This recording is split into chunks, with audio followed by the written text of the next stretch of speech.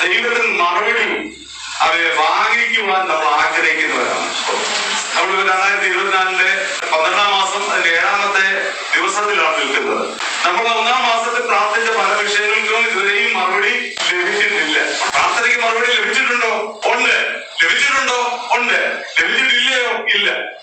പലതിനും നമുക്ക് മറുപടി ലഭിച്ചില്ല. അതുകൊണ്ട് ദൈവസ്ഥനിൽ നമുക്ക് ദൈവത്തോട് വീണ്ടും വീണ്ടും പറയുകയാണ്, ദൈവമേ, ആണ്ടുകൾ കഴിയും മുമ്പേ അങ്ങയുടെ പ്രവൃത്തിയെ അതിജീവിപ്പിക്കണം. ദൈവത്തെ കുറിച്ചുള്ള പറയുമ്പോൾ ആരാണ്? 2-ാമത്തെ വാക്യത്തിൽ യഹോവേ, ഞാൻ നിന്റെ കേൾവി കേട്ടു, ഭയപ്പെട്ടുപോയി. ദൈവത്തിന് സ്തോത്രം. ദൈവത്തെ കുറിച്ച് കേൾക്കുമ്പോൾ, യഹോവയെ കുറിച്ച് കേൾക്കുമ്പോൾ നമ്മളിൽ ഒരു ഭയം ഉണ്ടാകണം. നമ്മളിവിടെ ഇരിക്കുന്നത് നമ്മൾ ആരാണ്? നമ്മളെ ആരാക്കി? നമ്മൾ ഈ ലോകത്തിന് മുന്നിൽ ആരാണെന്നുള്ള ഒരു ബോധം നമുക്ക് എപ്പോഴും ഉണ്ടെങ്കിൽ നമ്മളെ ആ ബോധം വരുത്തിയ ദൈവത്തെ നമ്മൾ ഭയപ്പെടുവാൻ വിചാരിക്കണം. യേശുവിന്റെ നാമത്തിന്റെ പ്രത്യേകത എന്താ അറിയാമോ? അവൻ എല്ലാ മുഴങ്കാലും അവന്റെ മുമ്പിൽ മടങ്ങും.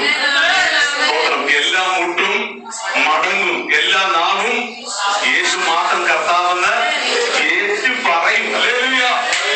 ദൈവത്തിന് സ്തോത്രം. എന്ന് പറഞ്ഞാൽ അവൻ നമ്മുടെ കർത്താവിന്റെ നാമത്തിന്റെ പ്രത്യേകത, അവൻ ആ നാമ യേശു എന്ന് കേൾക്കുമ്പോൾ പിശാച് നടുങ്ങുമെങ്കിൽ, അവൻ നമ്മുടെ കർത്താവിന്റെ നാമം കേൾക്കുമ്പോൾ നമുക്ക് ഒരു ഭയമുണ്ടാകണം. സൗമ്യ പ്രവാചകൻ വരുന്നത് കാണുമ്പോൾ അവൻ ദാവീദിന് ഭയമാണ്. എന്താണ് ഈ വരവിന്റെ ഉദ്ദേശം? പ്രവാചകൻ പുരോഹിതൻ വരുന്നതിനകത്ത് എന്തെങ്കിലും ഒരു ദൂതും കൊണ്ടാണ് വരുന്നത്. ദൂത് നല്ലതായിക്കൊള്ളട്ടെ, തീയതായിക്കൊള്ളട്ടെ, അത് കേട്ട് അതിനനുസരിച്ച് അവര് നിൽക്കാമെങ്കിൽ, ഹല്ലേലൂയ, അവര് ദൈവം അയച്ചതിനൊരു ഉദ്ദേശമുണ്ട്. പ്രവാചകൻ പറയാണ്, അങ്ങയെ കുറിച്ച് യഹോവേ, ഞാൻ നിന്റെ കേൾവി കേട്ടപ്പോൾ ഭയമുണ്ടായി. ദൈവത്തിന്റെ സന്നിധിയിൽ ഇരിക്കുന്നവർ ഭയപ്പെടണം, വിളയ്ക്കണം. എന്തുകൊണ്ട്? അവന്റെ നാമം അത്രമാത്രം ശ്രേഷ്ഠമായ നാമമാണ്. 2-ാമത്തെ ഭാഗത്ത് ആണ്ടുകൾ കഴിയുന്നതിന് മുമ്പേ നിന്റെ പ്രവൃത്തിയെ ജീവിപ്പിക്കണം. അർത്ഥം എന്താണ്? എന്റെ ജീവിതത്തിന്റെ വിഷയത്തിന് ജീവൻ വെച്ചിട്ടില്ല ഇതുവരെ. എന്റെ ജീവിതത്തിലെ വിഷയത്തിന് ഇതുവരെയും ഒരു വെളിപ്പെടുത്തൽ ഉണ്ടായിട്ടില്ല. അങ്ങനെയെങ്കിൽ ദൈവമേ, അങ്ങയുടെ പ്രവൃത്തിയിൽ കൂടെ മാത്രമേ അത് വെളിപ്പെട്ടു വരുവാനിടയായി തീരുകയുള്ളൂ. ദൈവത്തിന്റെ ആത്മാവ് ഈ വചനത്തിൽ കൂടെ നമ്മളോട് അവൻ കൃത്യമായി സംസാരിക്കുമ്പോൾ, വ്യക്തമായി നമ്മളോട് ഇടപെടുമ്പോൾ, ഈ വർഷം അവസാനിക്കാൻ പോകുന്നതിന് മുന്നമേ കർത്താവിന്റെ പ്രവൃത്തി കർത്താവിന് വെളിപ്പെടുത്തുവാൻ കഴിയും. ഹല്ലേലൂയ. ദൈവത്തിന്റെ പ്രവൃത്തി നമുക്ക് നമ്മുടെ കണ്ണുകൾ കൊണ്ട് തന്നെ കാണുവാൻ കഴിയും. എത്ര പേര് ഈ വചനത്തിന്റെ അടിസ്ഥാനത്തിൽ നിങ്ങൾ വിശ്വസിക്കുന്നുണ്ട്? സുവിശേഷം 6-ാമത്തെ അധ്യായത്തിന്റെ 28-29 വാക്യത്തിൽ വായിക്കുന്നത്,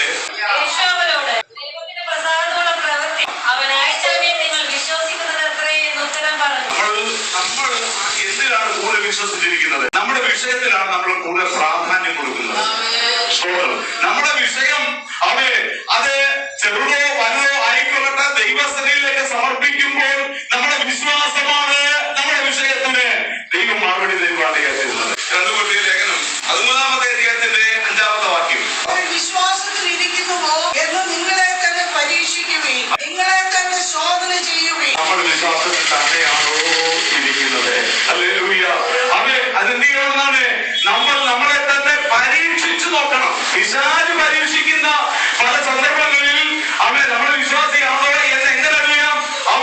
നമ്മളെ പരീക്ഷിക്കുന്ന സമയത്ത് യേശുവിനെ പരീക്ഷിച്ചപ്പോൾ യേശു എന്ത് ചെയ്തു? ദൈവത്തിന്റെ വചനം പ്രയോഗിച്ചുകൊണ്ടാണ് പിശാചിനോട് പോരാടി ജയിച്ച് ദയാളിയായിട്ട് കർത്താവിന്റെ വേലയ്ക്ക് വേണ്ടി ഇറങ്ങുവാണ് കേൾക്കുന്നത്. പിശാച് കാണിച്ചത് പ്രലോഭനങ്ങളാണ്. അതുള്ള പ്രലോഭനം, എന്നെ നമസ്കരിച്ചാൽ ഇതെല്ലാം ലോകത്തിനോട് സകലം നിനക്ക് പറയാം. ഈ കല്ലിനെ അപ്പമാക്കാൻ നീ പറഞ്ഞാൽ അത് ആകും. അങ്ങനെ യേശുവിന്റെ അടുക്കൽ പിശാച് കൊണ്ടുവന്ന അനേക കാര്യങ്ങളിൽ ദൈവത്തിന്റെ പുത്രനാകുന്ന യേശുക്രിസ്തു ദൈവവചനത്താൽ ജയിക്കുവാൻ ഇടയായിട്ടുണ്ടെങ്കിൽ നമ്മുടെ ജീവിതത്തിൽ ആവശ്യമായിരിക്കുന്നത് എന്താണ്? ദൈവത്തിന്റെ വചനമാണ്.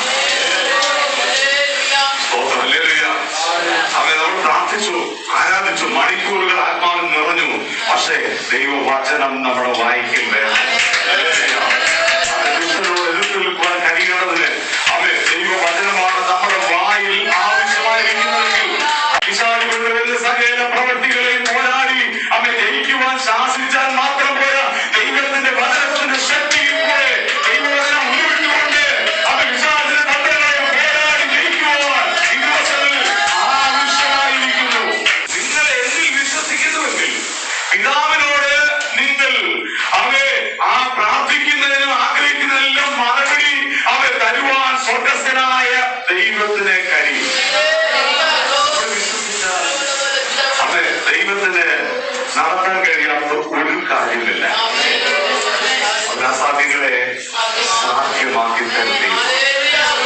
ഞാൻ ഓർമ്മിക്കുന്ന പല കാര്യങ്ങളിൽ ഒന്ന് ഇതാണ്, നമ്മൾ അധികം പ്രാർത്ഥിക്കുന്നതിലല്ല കാര്യമിരിക്കുന്നത്, മറിച്ച് പ്രാർത്ഥിക്കുന്ന ചെറിയ വാക്കാണെങ്കിലും അതിൽ പ്രവർത്തിക്കുവാൻ ദൈവത്തിന് കഴിയണം.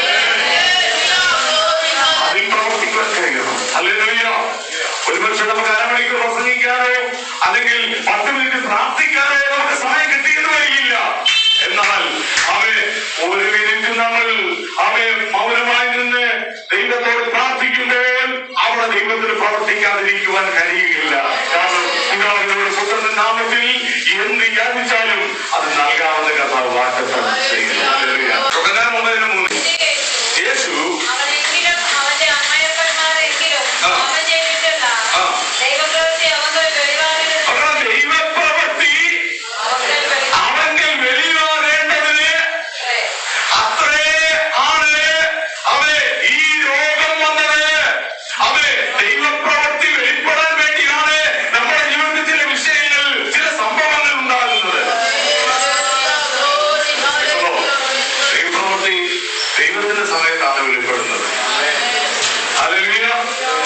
വിശ്വസിക്കണം.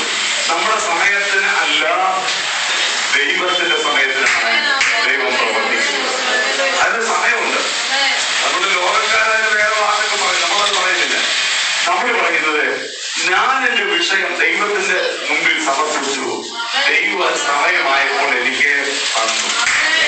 ആണ്ട് കഴിയുന്നതിന് മുമ്പേ ദൈവം എനിക്ക് സാധിച്ചു.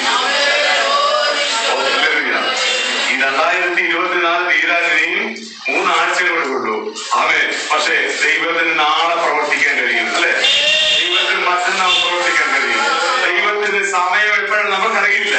ആ സമയത്ത് പ്രവർത്തിക്കുവാൻ ദൈവം മതിയായവനാണെങ്കിൽ അവർക്ക് പ്രവാചകൻ പ്രാർത്ഥിച്ചതുപോലെ ദിവസം നമുക്കും ഭയപ്പെട്ട് അവന്റെ നാമത്തെ കുറിച്ച് അറിഞ്ഞപ്പോൾ ഭയപ്പെട്ടതുപോലെ പ്രാർത്ഥിക്കുവാൻ കഴിയട്ടെ. ദൈവമേ, നിന്റെ നാമത്തെ ഞാൻ അറിഞ്ഞതുകൊണ്ട് എന്റെ ജീവിതത്തിലെ ചില വിഷയങ്ങൾക്ക് ആണ്ടുകൾ കഴിയുമ്പേ അങ്ങനെ പ്രവൃത്തിയെ അവിടുന്ന് ജീവിപ്പിക്കണമേ.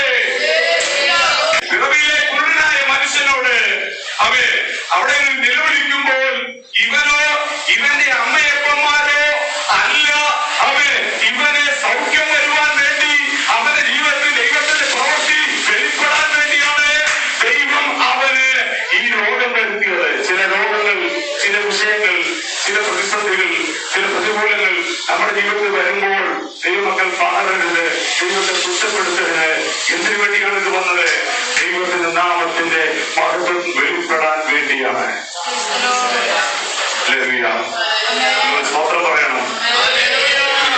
നമ്മുടെ കർത്താവ് തൊടാൻ പോവുകയാണ് ചിലരെ. നമ്മുടെ കർത്താവ് ചിലരെ സൗഖ്യമാക്കാൻ പോവുകയാണ്. നമ്മുടെ കർത്താവ് ചിലരുടെ ജീവിതത്തിൽ വൻകാര്യം ചെയ്യാൻ പോവുകയാണ്. കർത്താവ് തൊട്ടാൽ മതി, കർത്താവ് പറഞ്ഞാൽ മതി, കർത്താവ് നോക്കിയാൽ മതി, കർത്താവ് ശ്വാസം വീണാൽ മതി, വിഷയത്തിന് മറുപടി